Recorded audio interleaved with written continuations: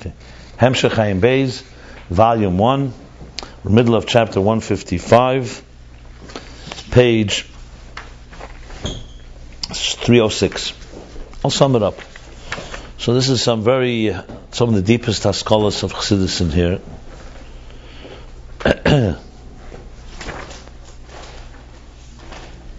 Actually, one second. Did I make a mistake? Yes. No. We're not up to that. We're up to the middle of chapter 154. Chapter 304. Okay. Stand corrected. Good. Okay, fine. So correction. Chapter 304. Page 304, chapter 154. So here's what he's talking about here.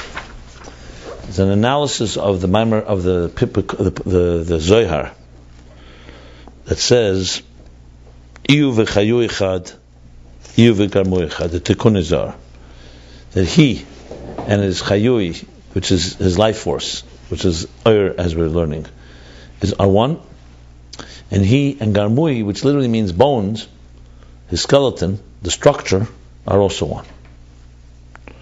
The fact that there's two Iyu v'chayu, Iyu v'garmu, he's explained, means that there's two different dimensions. Iyu, two levels of Ihu, two levels of divine energy, and also two different types of Chad. Chapter 153. He brought two opinions what Chayu and Garmui are. One is the Arizal, who says Chayu are the Gimel Rishonos, basically Moichin. And Garmui are the Zayin Tachtenos, the seven lower spheres, which is basically Midas. The Alter Rebbe interprets Chayu as the Eiris, and Garmui are the Kelim. Okay. And then the Rebbe Rashab began to explain what this is. He said that Garmui, literally like bones, is the skeleton. It's the primary structure. The primary substance and matter of structure is the skeleton. Whereas like the flesh and the skin and so on is already like a garment. So it's the primary structure. The same thing in Atzilus. What is it? In Atzilus, the primary structure of the Kelim. So the air also has, as we learned, subtly form and shape, but the real structure is the skeleton of Atzilus, or the Kelim. That's what gives it structure. And these Kelim are Gvul. They come from the power Keach HaGvul. And that is necessary. As soon as God wanted a structured existence, He needs to have Kelim. That's Kelim. Like He brings, just like He has the power of the Bligvul, He has also the power of Gvul. Because if you go only with the power of Bligvul, Bligvul doesn't create structure. Moreover, Bligvul does not create Yesh, because it's Gili. It reveals the divine power, and a revelation is not going to create an independent, a reality that senses its own independence. And there's a long elaboration in chapter 153, which I won't go into right now, but I'll just say briefly. He explains, what about Keach HaGvul also comes from Atzmos. But nevertheless, the way it comes from Atzmos is in a concealed form, and it would just be structure. You would have a structure without the Keach HaBligvul, without the Gili. The Keach is Galus. You would just have a structure, and you would not be able to retrace itself. The structure would have no awareness of its creator, of its source. Keach HaBligvul creates that connection to the revelation. So though the Keach HaGvul reveals a power in Atzmos that the Keach HaBligvul does not, it reveals that Atzmos is not limited to and not limited to Bligvul, and not limited to Gilui, but revelation it doesn't have. Once you have revelation, it reveals to you there's a power that's greater. That's what he says. So therefore, bottom line is, the way he put it was, that from the Keach HaGvul, you don't know not Metzias Atzmos, you don't know Keach Atzmos, you don't know Eifna Atzmos. But on the other hand, from the Keach HaBligvul, you know Metzias Atzmos. You know it exists because it's Megal, it reveals a source. You also know some of the power of Atzmos. And then that helps the Keach, then that reveals that the Keach HaGvul, the power of Gvul, teaches you about the real power of Atzmos, a far deeper power, and also Eifna Atzmos, the way Atzmos is. Which means that he's not bound by any type of structure. By any defined gvul and gvul. I'm sorry, by gvul. By being a moer. That is not defined by being a source of light. So that's the so-called paradox here. That Keich HaBli reveals, but it only reveals what it reveals. Keich HaGvul, once there's revelation, it teaches us things that the Keich HaBli would never teach. Okay, then in chapter 154, he began saying, this realization, the realization that the Alter Rebbe said that Yeshus senses Atzmos more than anything else, because right?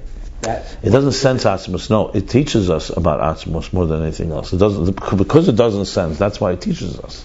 Okay, the fact that we can be a yesh, and and even though you have no existence without the energy within you, right. And you can still convince yourself that you are self-contained and self-made, that has to come from Atzmos, that sense. But that sensing or realization that's coming. The realization itself is being made in the Koach Gvul or in the Koach of the Koach HaGvul. Koach Gvul, meaning the bones themselves, the structure itself is recognized. No. The structure is the result. The power to create the structure is like almost God's power to conceal Himself and allow the structure to dominate. That's the key. In other words, if the divine energy was just free flowing without any Koach HaGvul, it would be like a big sea, and everything would be submerged. For structure to emerge and to be a sense of independence, you have to hide the Koach HaGili. It's like a restraint. That restraint teaches you about. But this actual understanding or feeling or sensing or whatever that of Atzma, that thing is going in the Ihu or the Chayu. The Ur HaBligvul is the sense and awareness and consciousness. The Gvul. No, the Bligvul is the one that gives you consciousness. Think of it like this. Right. When you do a mitzvah, you reach deeper than when you learn Torah. But when you do a mitzvah, you have no awareness. Torah tells you what you're achieving. Right. Imagine we only did mitzvahs and we didn't never learn. We had no minds. Right. He says clearly, without the Keich HaBligvul, there's no yediyah. He says these words. These are his words. Look, he says, from Keich HaGvul, the fifth line on page 303. Very important line.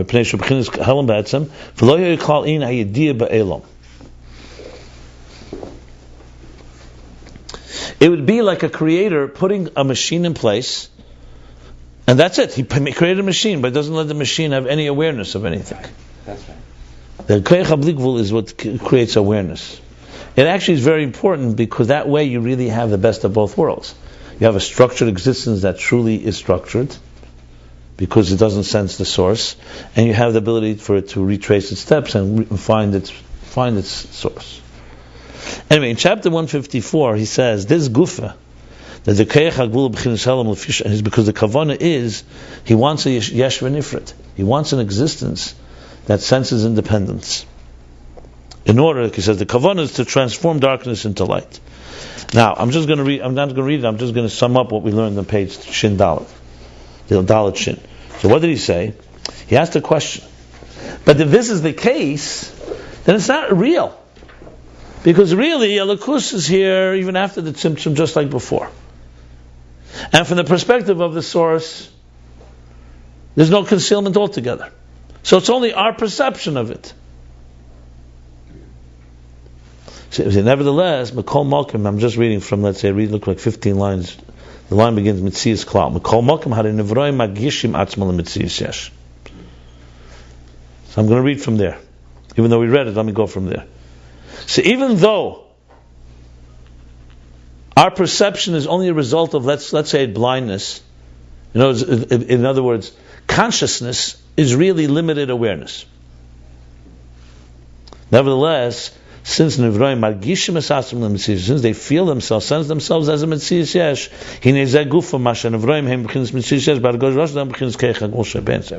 that gufa, that itself, how is that possible?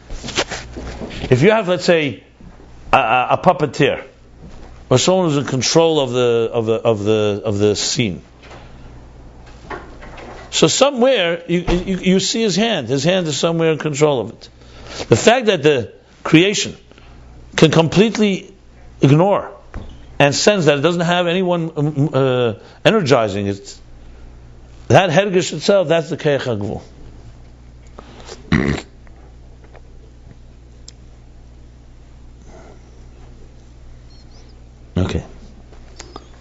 Now he goes on and says, and the Koach HaGvul has another purpose. So that's one purpose that it serves.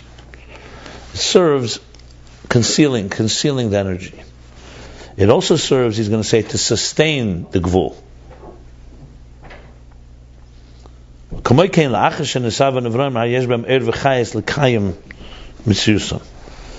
And also, similarly, additionally, after the creatures were created, they have in them they have in them energy, a life force that sustains them. Now he's going to clarify. He doesn't mean now the soul. He doesn't mean chayuhi. He's talking about gamui. He's talking about the skeleton now, the kelim themselves. What does he say like this? So that zeu gamke b'chinas Koach HaGvul. That too comes from the power of Koach HaGvul. What is this? Like we see al derech mashal ba'adam lamata, we see, for example, by a person below, sheyesh by nefesh ha'machaya, say that he has a nefesh that gives him life. The real personality, the core personality of the soul, we don't know. Mahu, what it is. It's a mystery. But this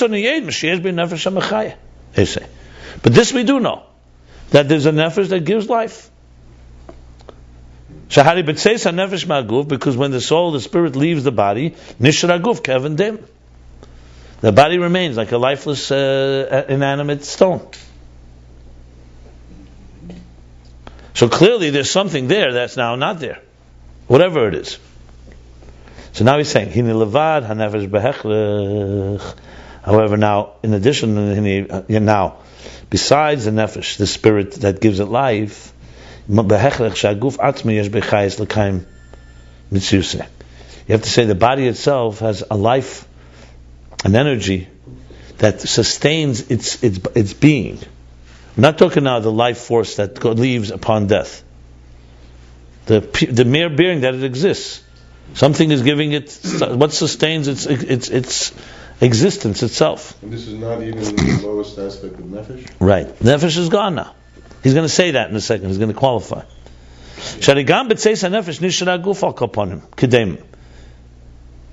Because also because even when the soul leaves, the body at least remains. It remains like a stone. Right. So it's lacking the neshama we talk about, but it's still there. It doesn't disappear. It's not like, let's say, sunlight. Right. You pull away, there's no more sunlight. So you have to say that it has some life force. Now he's qualifying. And this life force, we're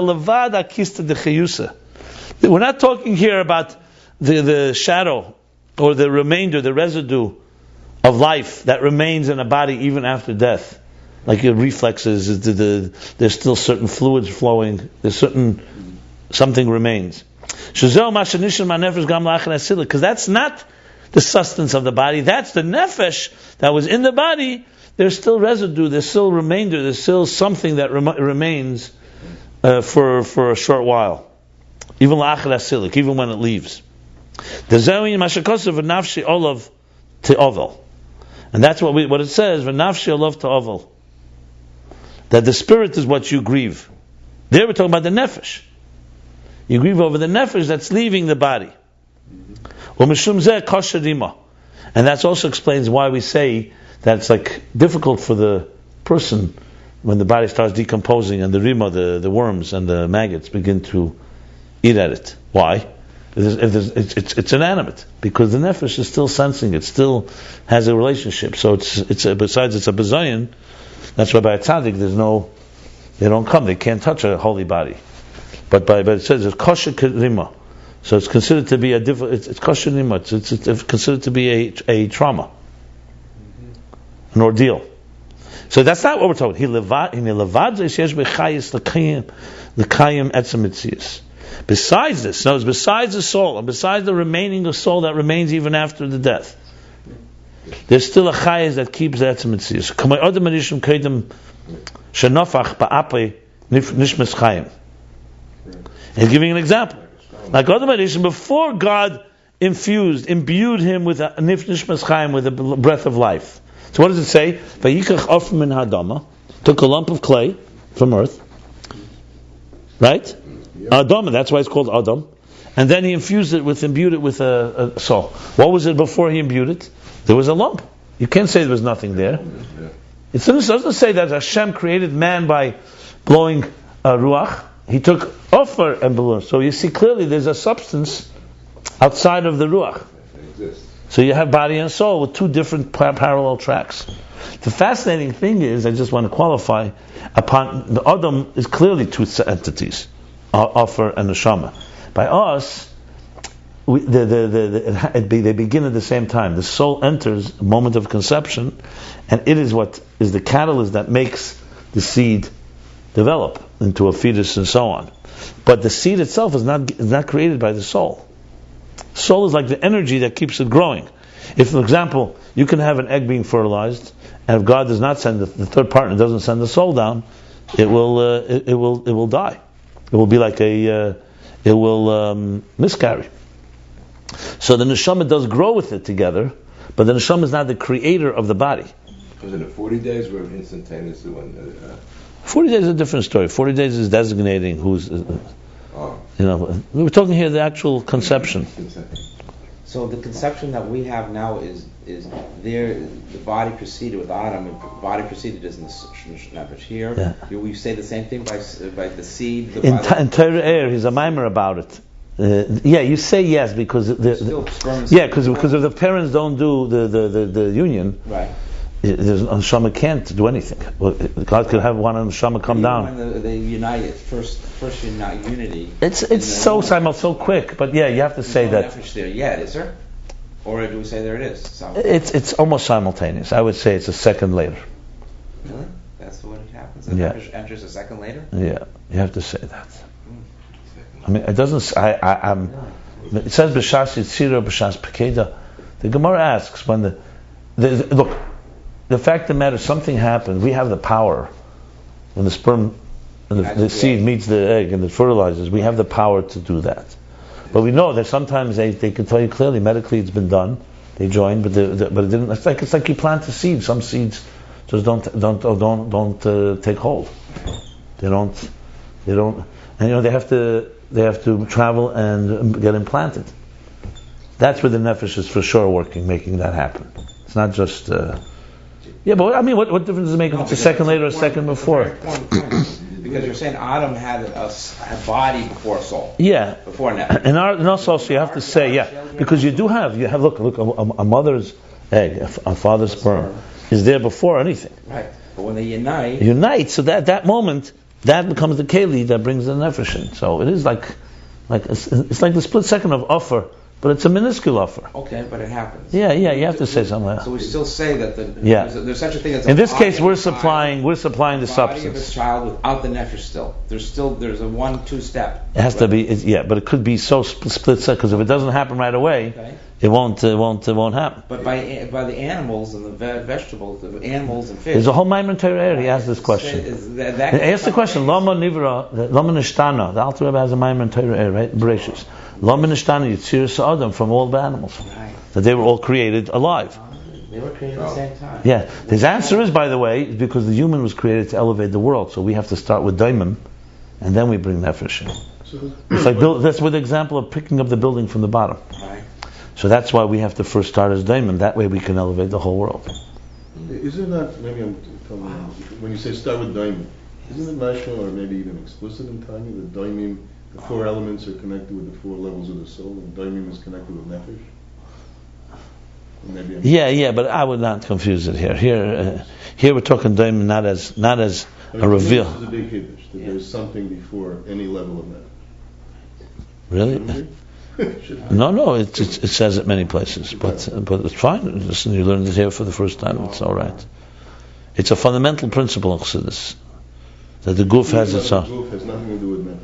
It travels through nefesh. That's why at the end you do. The Rebbe has in Chilik Vav and Likutei Sichos, look at the Sikha and Yud Shvat there. He speaks about it because remember, the body continues to last even after the soul left, but at the end it does get decomposed.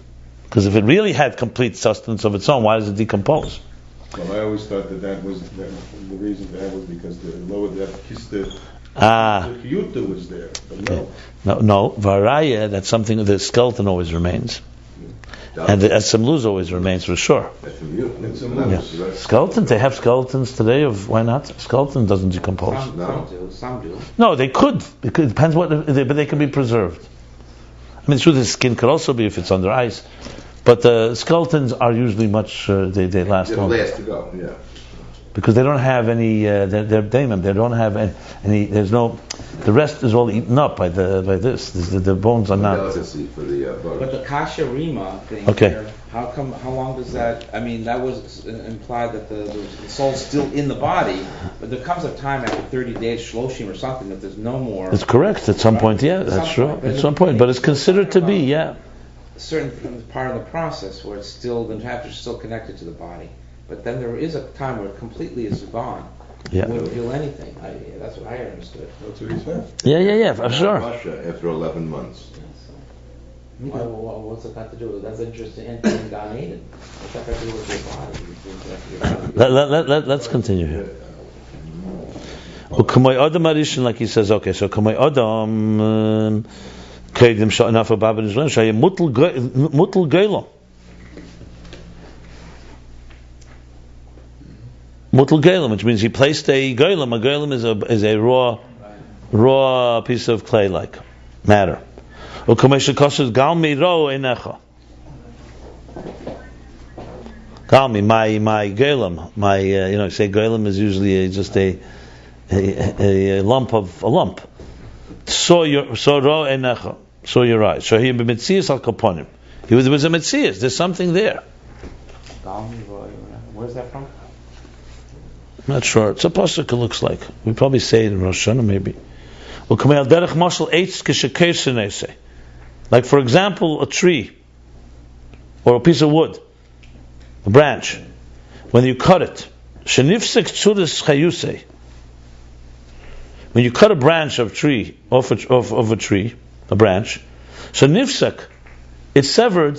Tzuras chayusei, it's severed its life connection. Had it tzuras etzem uhusin nishir kayim.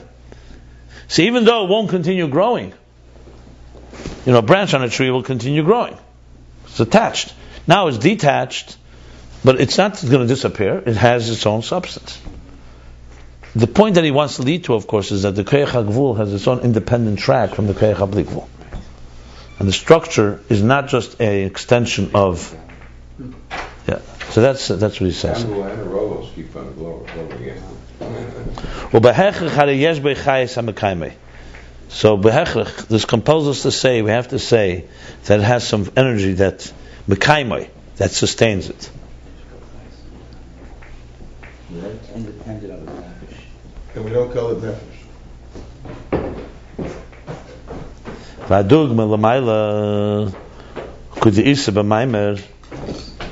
And the example of all this above, because this is an example below. This is all example from us.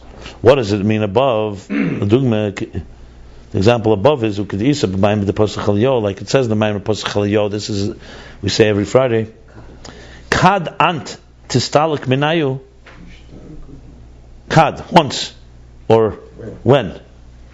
Ant, you.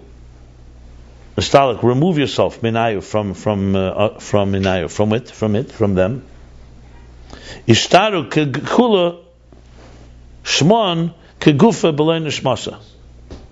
They remain all of them like shmon is like names, like a body without a soul. So take away the energy, the life force, in other words, l'mayla of the eris, it doesn't disappear. They remain like a goof without a neshama. I'm learning this now, like all over again. Neshama for sure, the goof below neshama, and it doesn't have the power of even growth, which is the ruach isn't there. But the nefesh, I always thought, but I'm not. The nefesh I thought was responsible for the pure existence of it, and it's not true. No, the Adam Rishon proves it. Because you had the body before the nefesh came in. Right, exactly. And remember, nefesh, ruach, neshama. By the way, no. Nefesh, ruach, neshama. Nefesh is biological life. Just the fact that we breathe. A vegetable even has nefesh. God forbid. The stone has a nefesh, no? That's the nefesh de memes. I'm not talking about that now. Nefesh de memes is what is you can say, but even nefesh de memes is not necessarily no. But nefesh by a human is usually like nehi. It's the lowest level, but it's pure function. Like with the fact that we're surviving, we function. Ruach is an emotional life that you also feel. Like some people, God forbid, in the hospital, they're alive, but they're the vegetables. That's nefesh.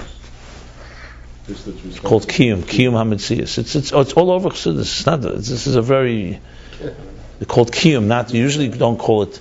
It's called er makiv, not er pnimi.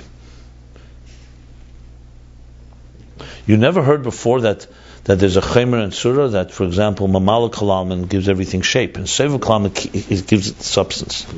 That's this point. So mamala is what gives it the personality. The neshama gives it the life that we are aware of. But the mere fact that there's a chaymer, there's a raw matter, has a force that just keeps it's raw. So it's a similar idea in that sense. Kagufa b'lei nishma. It doesn't say b'lei nishma, it just says kagufa. Because the key here is, because I'll tell you why, he doesn't want to say b'lei nishma. It's the same idea. The body without a soul, okay. Hari hishtara kagufa al kaponim. So it remains at least like a goof. So something is there.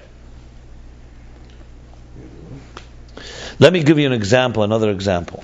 Letters. The letters that we use when we speak, or think, or write, are the letters created by our seichel? No. Letters we have in the nefesh. They're like instruments. Seichel uses those instruments to express itself. So the AC, that's why you can have hollow, empty letters without any intelligence in them. I used the example the other day of a projector. Eira Bligvul is like light, white light coming out of a projector, a field of energy. All you see is white light, infinite white light. The film is dark. You look at the film, you don't know anything about it without the light. You put the film in front of this. Now you have the light reveals. Like we said before, the keich, the rishimu, or the letters are complete concealers. But you shine light through the keich hagvul, and suddenly you have structure. And you can see a structure. So the film could not have been created by the light. Something that whoever created that projector of light also created another parallel track called structures. Now that doesn't mean that the light doesn't carry it. In our case, obviously, it's in the physical example. In the spiritual example, it's not a film coming from there. You could say the Eira Bligvul carries God's power of Keich HaGvul also, and then when you diminish you conceal the Eira Bligvul, the film remains, so to speak, the letters. But that's just the process. But in Inyan, it's not a direct, like, water flows, it's always going to remain water unless you mix another ingredient. Eira Bligvul flows, it's always going to remain Eira Bligvul unless God embeds another code in it and says, I want structure. How does it rooted is the offer of Adam. That's the structure part. The neshama part is what brings it alive, like the light. But now you have body and soul. Because that's what Dira B'Tachtenim is about. Because you could have said, God could have done it this way. You know what? Why don't you just create Eira Bligvul, Eira Hagvul, and there's no Kalim. Fine. But then everything would be ethereal. You'd have ethereal structure. You wouldn't have the substance that we need, the yesh. There'd be no yesh. You'd have structure, but a structure that's made out of light. It would be like letters of light. Letters of light. You don't want letters of light. You want letters of substance. Yeah. And then you want the letters of substance to connect to letters of light, the Eira Gvul within the Eira Bligvul. Yeah. Very beautiful imagery if you really think about it slowly. By the way, it's complete Pesach related. The karpas in Salzwasser is vegetable, daimim, and semeach that's the whole point of it. It's in order to mix together. I'm sorry, no, I should say matzah. The Gemara says that chametz is like isa, right? It's like the water and flour are like the body and the soul. And what the Gemara says, the Yitzhar is like sa'ir sheba isa. So you let it rise. So matzah is just the bare elements of offer and dust and water. Like soul and body. Water is the ore? Water is the ore? Water is like the ore and the dust. The dust is it's grain. It's not mamish. It's daimim. The wheat. Yeah, the wheat. But now when it matzah it becomes daimim, it's no longer growing.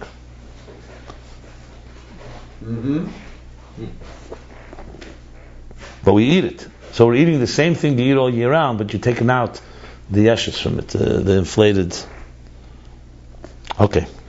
But these parallel tracks must ultimately still, I would think, maybe not, ultimately at the highest Godhead For sure. unite. Yeah. Then you don't have He not only that, you know what he said before? He said these words. He said that also the Eir HaBligvul Eina Atzmus, Shari Atzmus Ulamayla B'chinas Gvul, B'chinas Bligvul, V'shneim Shavin L'gabei. Page 302. On the which line, John? If you don't mind. Bligvul, the line starts Bligvul. Further down. I see. 2/3 way down. Yeah, key line there. These two chapters in general, these few chapters are, you can study them properly. It's a heavy duty chapters, but they're very fundamental. So that's what it is. Kegufa says, "V'yadua shezel mitzad hachayish yesh be'etzem hakelim l'kayim mitziyusam levada eira mislabish b'techem." It's known that this. Why does it say that in Pasuk Chayot they remain like bodies without soul? Because this mitzad hachay is the energy in the kelim to sustain their existence besides the eir that manifests in them. The Hein Hashem is the Keil Elikim. And that's what it says Kishma. We said that it says Kulin Shmahan. Names. These are the shames of Keil and Elikim, Shem Ebchinas Harashimu. He means not Havaya. After these names. Yeah. It's usually the 7 names besides Havaya, the 6 names. But he says Keil Elikim, Shem Ebchinas Harashimu Sheir Shemakar HaKeilim. This we said earlier in chapter 16 and 27. I know that because, we learned it, but also those are 2 fundamental chapters he refers to again. So these are the names. So they're still names of God, but they're names of God, divine revelation, divine manifestation, that's the root and the source of the containers. The same thing with all the creatures till all the way below, lower and even lower. Even after they've been created, there is also a life that contains an energy that sustains them. By the way, when you say the words like in Sha'ir Chulamuna, Mahava, Mechayu, Mekayim, you see this expression, Mahava, Mechayu, Mekayim. What's the difference? So generally they're interchangeable when you use them loosely. You could say Mahava means create, Mechai. But Mechai is usually the life force, the neshama in the body that gives it life. Mahava is the creator, and Mekayim is the thing that sustains it. Like here, like the sustenance of the. So Mahava is like the first creation of it. Mechai is that God doesn't just create us; He also sustains the body, and then He gives us life, so we also have energy. It's like you could say 3 different thank yous to God for creating, sustaining, and giving life. Because you could also be, God forbid, alive, but without, like a zombie. I don't know if there's a zombie in the Lashon Kodesh concept, but you get the idea. The Rebbe speaks about it also by Shechiyonu. Shechiyonu, Vikimonu, Vihigiyonu. What are the 3 things? Shechiyonu is Chayis, Kimonu, Kiyum, and Higiyonu, I think he connects to Savas, if I recall. But I mean, technically, Higiyonu means we've arrived. But Chayenu, but Shechiyonu, Vikimonu, that we've lived, and Kimanu, and we've been sustained till this moment. So Kiyama it's not redundant. Is on the low. Chayis Pnimi. Before. No. Chayonu is Chayis Pnimi. Kiyum is the sustenance of the. Is like the bones of the structure. Yeah. Why we say Chayonu first? I guess you start. That you can explain many ways. The Rebbe spoke in Tavshel Lamed, Simchus Torah. The Rebbe spoke about it. It's a beautiful sikha about it. It's printed also already. Where was this? Simchus Torah, Tavshel Lamed. So what is unbelievable sikha there. Also, Mayas in Mem Vova Mem Zayin, the Rebbe spoke 7 levels of Simchus Torah. That the fact that we exist, the fact that there's life, the fact that there's Simchus Torah, I think Mem Vova Mem Zayin. No, when you break it down, there's more than one simcha, Yet the Gemara says this. Let's go on, let's continue. The actual Eir that goes into the Keli, The Fiera. It's not the Eish, it's not the Keli. No. It's not. The Keli itself is like the sustenance from the Keich HaGvul. But he's really like, he's really... Then there's the Eir HaGvul. contradicting himself in this very subtly, because because according to the shit here that the Eir is Mitziyarim. He's not. I spoke about this at length. Yeah, but you did speak about it. No, it's not at all. No, it's very good. Because you go back to Perek Tazayin, he answers that. Keich HaGvul is complete Helam. Eir HaGvul is not Helam. Eir HaGvul is a defined Gilui, but it's revealed. But it's not a name you could call it. The film would be Keich HaGvul. Once the light shines through the film and you have a light, that's a Eir HaGvul. He's going to say it in a moment. You're going to see in a moment the difference in Eir and Keli. Even the Eir according to this Maim Hamshach. Okay, so this is the Shemus Kelikim, Shem B'chinas HaShimu. That's the Shemus Shem Sharash Mag. Okay, and all this is from the power of Gvul. The Isavas HaNevroim Hu Keich HaGvul. Because the Krisavas, the bringing creation into existence, is from the power of Gvul. Like we said before, because of the Yesh and Nivrid. And the same thing after Nisavu, not just bringing them into existence, but afterwards you need to sustain them. They have within them the Keich HaGvul that sustains their existence.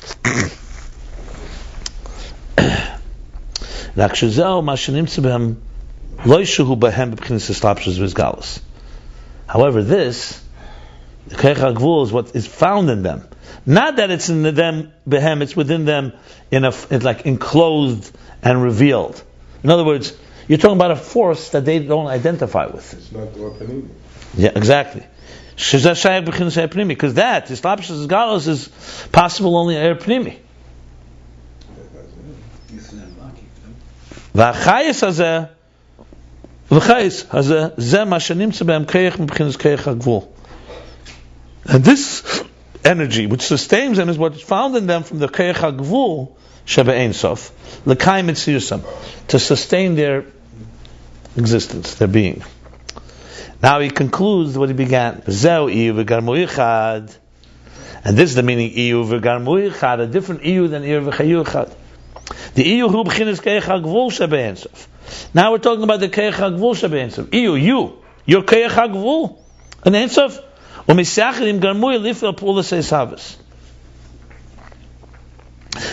is Keich HaGvul, and that's Mesachir, that means Chad. It unites with the bone, the skeleton, with the Kalim, with the Gvul, to cause Lifel Pulas Esavas, to cause Esavas, V'chein la'achash and Esavu, l'kayim mitzviyusam. And also after they were created, to sustain their existence. That's Iyu v'Garmu Echad. So in other words, as an Achdus, we connect even our mere bodies, even if you have no consciousness, there's a connection between your structure and divine. However, you're not aware of it. You have no way to connect it in any conscious way. But it's there. Because you wouldn't exist if it was not there, that force. So it's complete concealed force within us. And that's what we call. That's why we can be a Yesh v'Nifrid. That's one Hiyu. There's two Hiyu. There's a Iyu Keich HaBligvul now. Right. Which are both are not Atzmus. They're the tracks, they're the two. One second, he's going to say. However, by contrast, Chayu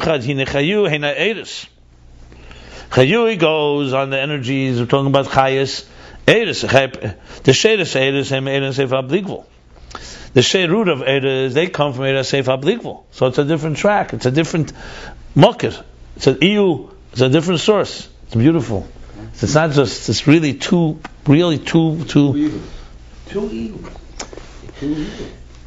levels of ihu. I would put it more precisely.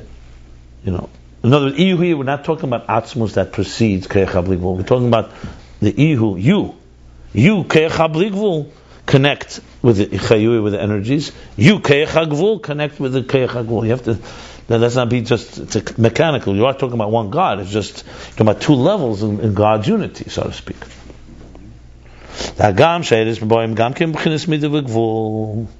Even though the energies also come in a form of midah v'gvul, as we said in this drush.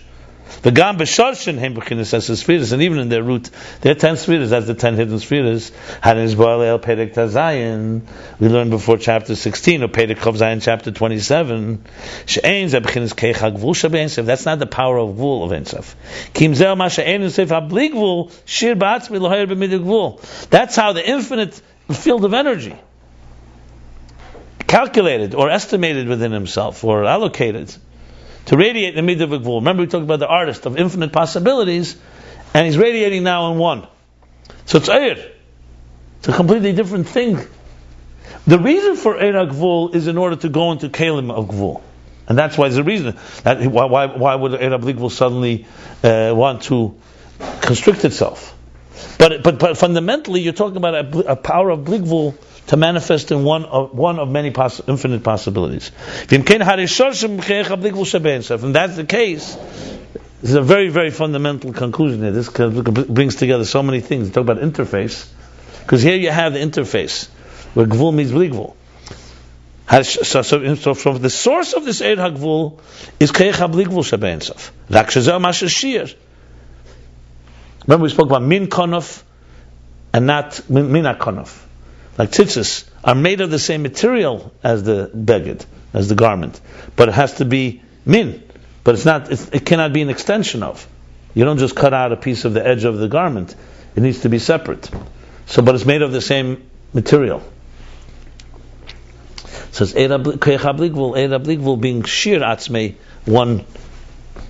It's very, very beautiful, because in the imagery of the projector means like this. If his projector, it does not complete good, because the projector we don't have all the details. But imagine if the projector's light is truly infinite light, and you put a film, it'll burn right through the film if it really is that powerful. You have to say that the light, the infinite light, has within it, wants to go through this film. As I said in Gashmis, it doesn't really work because the light is not infinite and the film is not. But think Lamaila, if it was a truly infinite light, and it doesn't, why would it only be contained by a film? So you have to say the film is the structure. The light wants to go through wants to radiate now through 10 spheres. So therefore it radiates through the kalim, and then you have this fusion. It's very interesting imagery, very interesting. You can make a video out of it. You can really make a visual. How Bligvul turns into Gvul, how Bligvul manifests in Gvul. Very fascinating. Wow.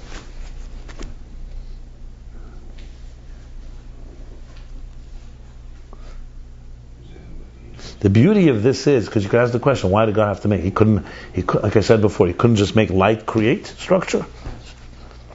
But then you don't have tachtenim, you don't have, it compromises our structure. You have basically, like I said, letters of light. You don't have real tacht. He wants to have real tacht. He wants to have real personality. He wants to have real diversity. Right. Diversity. Yeah, that's diversity. And he also wants yesh. Now remember also, he wants yesh. He wants yesh. Right. Right. Right. Exactly. If it wasn't real diversity, then our job, which making diversity into oneness, wouldn't be there. Right.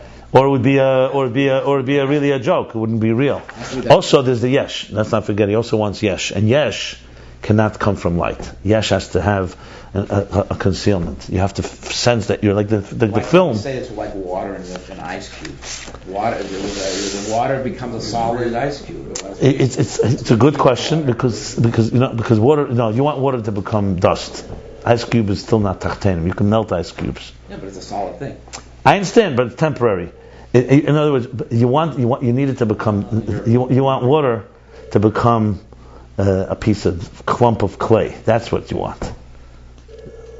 That's what you want. You want a real goylem, like you said.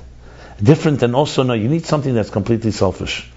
Ice consciousness, it knows it's frozen water, and knows that you put a little warm. Ice consciousness is not completely real tachtenim. Tachten shein tacht lamatim, and I would not say is ice. It has to turn far, far lower than ice. I wish we wouldn't have so many problems if it was just ice. Then it would be, you just got to do is light the fire. Light the fire. Right. Here we're dealing with a yesh that is sometimes out of control. Okay, this is interesting. And this is the iyu that unites with chayu. So iyu is the keich habligvul, and mesyachedim chayu it connects with the hainu b'chinas keich habligvul sheben shel b'chinas haizgalus ha'atzmus kanal shemesyachedim im ha'eres. Chayu is the oros. You gotta love this. Right? That's the oros. Whereas the garmehu is the kelim. Yeah. So that's the iyu, the keich habligvul. is connecting one with this galus with the Eris. And this is the power of Gili and Ein Sof. It's amazing. It's beautiful. He's separating the two. He's saying that the Eris is not the Keich HaBligvul. The Eris is something separate. Yes, that's the next one. He's going to say in the next Perek, he's going to ask the question that L'cheda Garmui means Eris and Kelim, but right now that's what he's saying. V'zeu the b'chinas Iyu she'misachadim Gamu Keich Ein Sof, this is b'chinas Yisavus. And this is what Iyu, the second one, Iyu Garmui, is the Keich Ein Sof, is the infinite power to create. Finally, is b'chinas Helam, meaning creating something that is concealed, in a state of concealment. V'Iyu she'misachadim Chayu Zeu Keich Ein Sof, this is b'chinas Agili.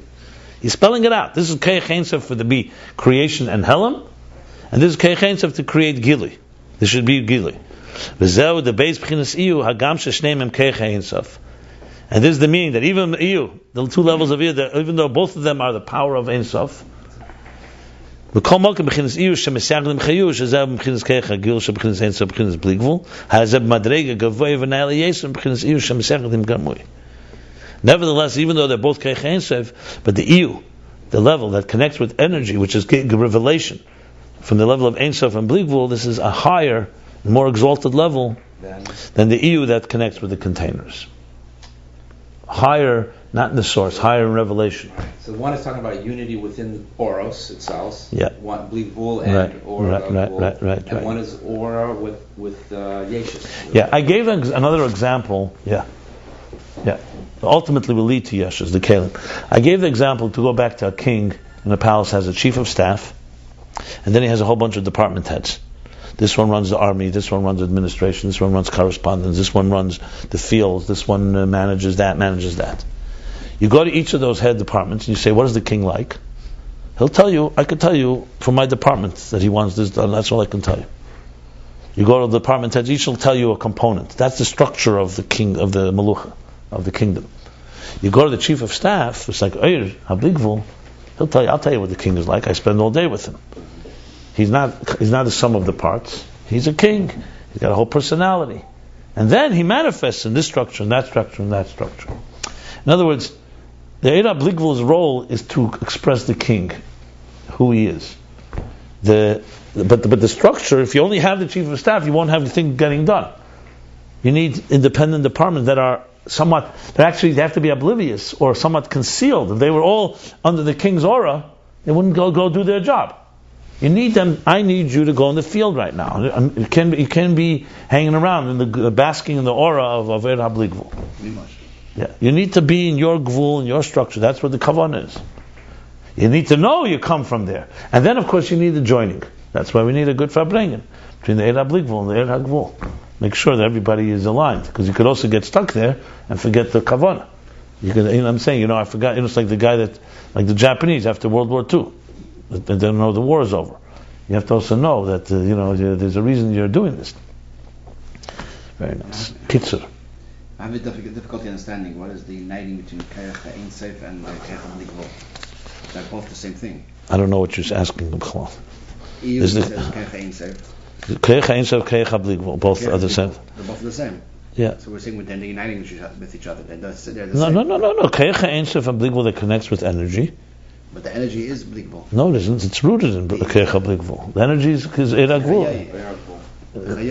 Chayoy, is rooted, like you just said. Read the last line. That in the Eir HaBligvul, he envisioned Eir HaGvul. He envisioned Shir Atzmi B'Kayach. Right, that's the second one. That's Chayoy. And then there's Garmui, is Kelim. Completely. Look at Perek Tezayin. It's very clear. Kelim is real structure. This is Eir. That is, the Eir HaBligvul is telling the Eir HaGvul is now saying from infinite possibilities, let's choose one. It's still Eir. That's not Kelim. That has nothing to do with Garmui. Eir HaBligvul becomes Eir HaGvul. Eir HaBligvul wants to manifest in Eir HaGvul, yeah.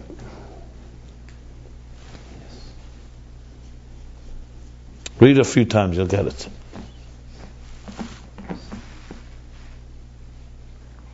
Fanu, he said it already earlier quite a number of times. That's why I said there's film, there's infinite light, and there's finite light. There's three things going on, if you want to really break it down. Infinite light, finite light, and the film. And the Bligvul light, yeah. Basically, it's neshama guf, like the Veipach Bap of Nishmas Chaim. He takes a lump of clay, That's the goylem. That's the raw matter. That's Iyu v'garmu yechad. He's one with that. He's sustaining it there. The klump doesn't recognize it, doesn't realize it, but it's in there. It exists. Then you have the neshama. The neshama inside the person, inside you and I, is aware. It's connected with Iyu of chayui. So there's two levels of achdus going on inside each of us. However, the body is not a conscious type of achdus. The other one is a gili, is a conscious type. Like our soul teaches us both these things. Like we said before, if you didn't have the neshama, you wouldn't even be able to realize the power of the body either. But the power of the body is a different achdus than the power of the soul. I mean, to put it in a more personal terms. Sometimes like Esav and Yaakov. Yaakov is the neshama. He has to teach Esav his power. It's like even though the Nefesh Habamis, for example, has Rav Tfuas, has in some ways more power than Nefesh Elokis, but not on its own. It needs a captain to tell it. You give it its own power, it's going to go become reckless. It'll become out of control. But when we say Mebasari Exile Lokai in times of Geula, is that it's indicating sort of like from the golem itself, that lump of clay, that from the kalim itself, without the nefesh, it's a good question. It depends. Be able to recognize godliness, become one with godliness. The broad sense of the term, you could also use it as the faculties of the neshama also teach us about God. It doesn't always mean pure flesh. The psari means from our experience. But it's correct to say that the ultimate would actually be, like we learned earlier, a mashal gashmi is literally how your physical body is structured. Not neshama, I'm talking about neshama. Even 5 fingers, for example, pure body, can be a symbolic of 5 spheres. Yeah, for sure. No, but they'll have their own recognition of it. Yeah. Well, not now. They also love it. Yeah. Because now here's how it works. It says the Rebbe brings v'niglik kvoid havaya v'rol kol basar yachdav. So the Rebbe quotes and says it doesn't say v'rol kol einei basar. Something like it could say einei basar. It says basar. The basar itself will perceive, not einei basar, not the eyes of the basar. Because you could say eyes of the basar. I mean, it's like the eyes of the flesh, fleshy eyes. The basar itself, the flesh. It's correct because it will permeate it. But that's only possible once the union of Keich HaBlikvul and Keich HaGvul come together. It's not on its own, it can't do it. Could you go even farther when it speaks about the walls will speak? Yeah, exactly. I was about to say, Evan Mekir Tizak, for sure. Not just the flesh. Evan Mekir Tizak, one expression. Evan Mekir Tizak. The stones of the walls will cry out. What's the second pasuk? Evan Mekir Tizak, and there's another pasuk. What's the second one? Tabletop time. What? Well, you say the Gemara says that the walls will bear witness. You walk on a stone. There's a pasuk that you walk on a stone. No, but there's Evan Mekir. No, that's not. That's the pasuk Evan Mekir Tizak. No, there's another one. There's the Medrash with Shemitah that the fruit itself will tell you, "Don't touch me," Shemitah. But there's another pasuk Evan Mekir Tizak. In Army magazine this week, they have an article about a heart plant transplant, a Jewish lady, a Prum lady. Let me just do the kitzur and tell us. Okay, kitzur. And this that the Keich HaGvul comes as a Keich Nelam. Why does it have to come as a conceal? Because it's in order to create a Metzias Yesh. You need a Yesh. It's a great meditation for a Yesh. If you're feeling any particular Yeshes, just meditate on what had to make you a Yesh. You needed God's unbelievable, awesome power to conceal Himself, to create you and I. It's awesome. I think I'll stay a Yesh. That's so great. Yeah. I mean, I want to be vocal. right, and we need someone to teach us about Atzmus, right? So we need a martyr. We need a volunteer. We need a volunteer as an ultimate Yesh to teach us about Atzmus. But maybe start that way, the Seder. Say, hey, we need a volunteer tonight for the ultimate Yesh. Because see who in your family raises their hand. That'll become a nomination. Who's the biggest Yesh at the table? That's a great Pesach. That's excellent. And then they come the Treif Busters. Who'll do the Bdikas Chametz. shine. And on this was the tzimtzum. Because of this, this was the purpose of the tzimtzum, that it revealed the Keich HaGvul. See, the interesting word here, she is Gala Keich HaGvul. He doesn't mean to reveal in a revealed way. He means actually conceal. Reveal its concealment. And even though there's nothing outside of Atzmus, like the letters of the Shema, of the impression before the Tzimtzum, they remain that way afterwards. And in truth, the creatures are not real Metzias. But the mere fact that they feel it, we don't dismiss that as an illusion, that comes from the Keich HaGvul, that they could feel it.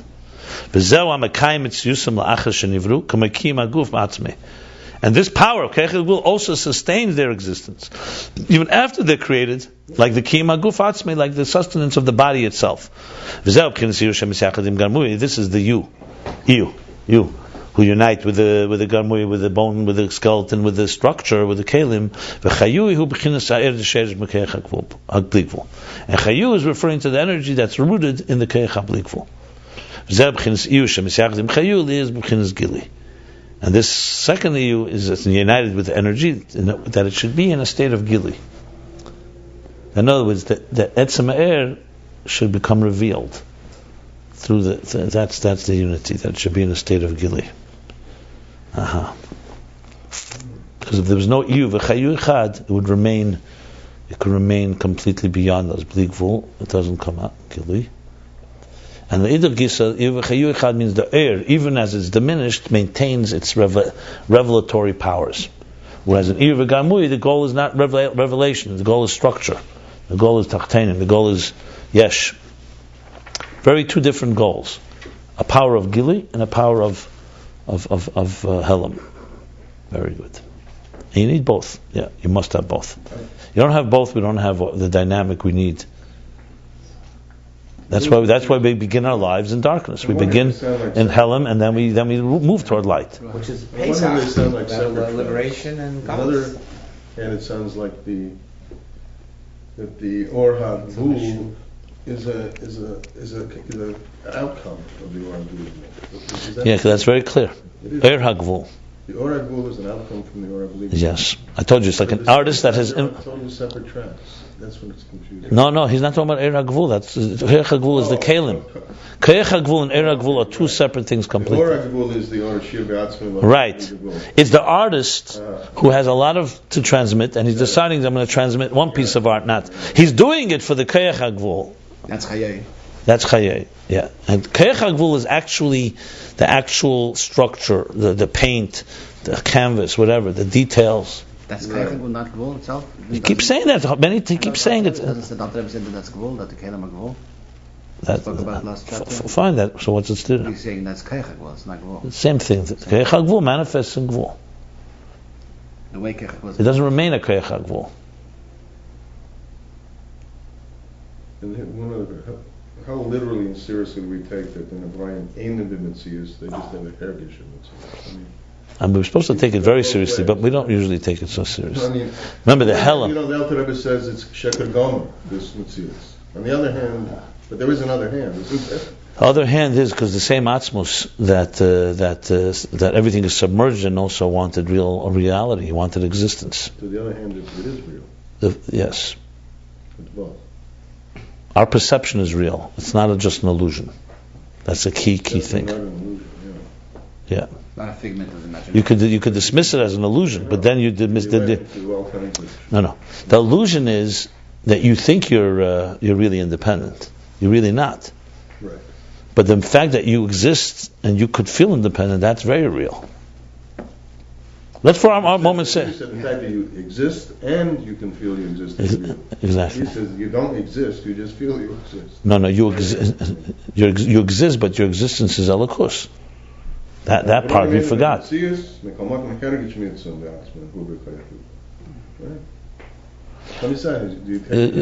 two aspects. I'm mentioning two aspects to it. There's one aspect you can say is let's for argument's sake there was no Helam. You could see a tzaddik who exists, but he knows his whole existence is always divine, 24/7. He's a merkava. There's that possibility. Right. That's not what God wanted. He wanted a concealment that we shouldn't. That would take a lot of work to get there. That's one. Then there's another aspect. Even the tzaddik comes to realize that my existence, that I see a structure, is just a divine force called manifesting. So then you could say you exist, but you're just a divine. It's like a manifestation of the divine. Eir HaBligvul is also not Atzmus, but it completely knows that all it is just a reflection of the divine. You can have Eir HaGvul feel the same thing. It's structure, it's one aspect, but it feels it's completely just a divine chesed. So you want me to be chesed, I'm chesed. It doesn't take its chesed so seriously. That's the point. No, he's not speaking about annihilation. He's speaking about, in other words, the fact that we sense that we're independent, that's not true. We're not independent. This table is being sustained by a force. We're just not aware of it. Mm-hmm. But that not being aware also has substance, because God gives us that feeling. As far as the bittul Welt itself, that needs a different discussion. There's levels of how you. Sometimes you speak that it exists, but it's a lakus. Sometimes you say it doesn't exist. It's all, But you never say it's a dimyan, because the fact is Hashem said Bereshis bara Elokim. God Himself said that. Right.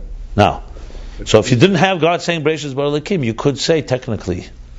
But you could say it's Sheker Gomer. What's Sheker Gomer? Let's define what Sheker Gomer means. That's what Rebbe said many times. What the it is that he's talking about? No. It depends what Sheker Gomer is. It's Sheker Gomer. First of all, take God out of the picture. Existence has no value. Impossible to be. That makes it Sheker. That's Sheker. Because it means it doesn't have any substance of its own. But with God, you could say it's emes. God wants it. So that's one pshat. In Eneid Movade. Movade, there's no Metzias, but with them there is. Because He wants it, so there is. That's one way. Then there's another deeper way where even with Him, all it is Elikus. And what you're seeing is just a limited perception or whatever.